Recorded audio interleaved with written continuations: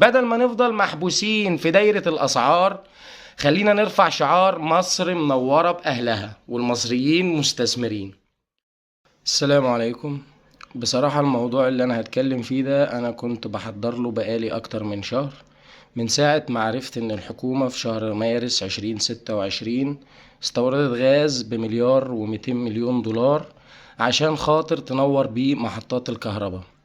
وحضرت للموضوع وتقريبا كتبت السكريبت اللي أنا هقوله كمان شوية ده بقاله أكتر من شهر، وبصراحة كان مركون في الدرج بس بعد قرار الحكومة بتاع امبارح اللي هو إلغاء جميع الاشتراطات لتركيب محطات الطاقة الشمسية فوق البيوت، قلت لا، الكلام ده لازم خلاص تقريبا جه وقته ولازم يطلع، لأن القرار ده مش كفاية والقرار ده ناقص، واحنا عايزين القرار ده يصب في مصلحة الناس والدولة تستفيد أقصى استفادة والمواطن يستفيد أقصى استفادة ومحدش يطلع خسران، والتكلفة تنخفض على الناس للتلت تقريبا والدنيا تكون تمام. فهنبدأ بسم الله ونقول هو احنا ليه بندفع مليارات الدولارات عشان نستورد غاز ننور بيه بيوتنا، في حين ان الحل والنور الحقيقي فوق رؤوسنا كلنا؟ واحنا ليه مقتنعين ان مشكلة الكهرباء والطاقة في مصر مش هتتحل؟ وليه دايما حابسين نفسنا في دايرة ان الغاز غلي فالاستيراد زاد فالفاتورة لازم تترفع على المواطن؟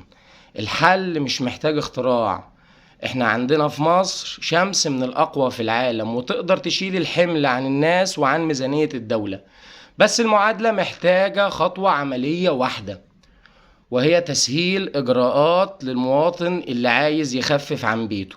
ليه ما يكونش في محطة صغيرة فوق اسطح بيوتنا تصفر الفاتورة وتشيل مع الدولة؟ وعشان نكون واضحين، يعني ايه نربط طاقة الشمس بشبكة الكهرباء؟ هنتكلم بالبلدي كده.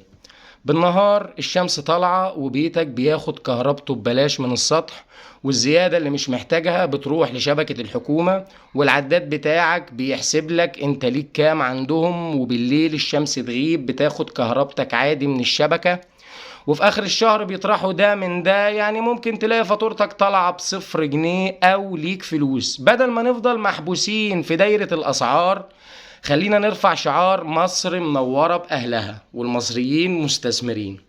وبجد احنا عندنا أقوى شبكة كهرباء في المنطقة، وبيمر من مصر حزام شمسي من الأقوى في العالم.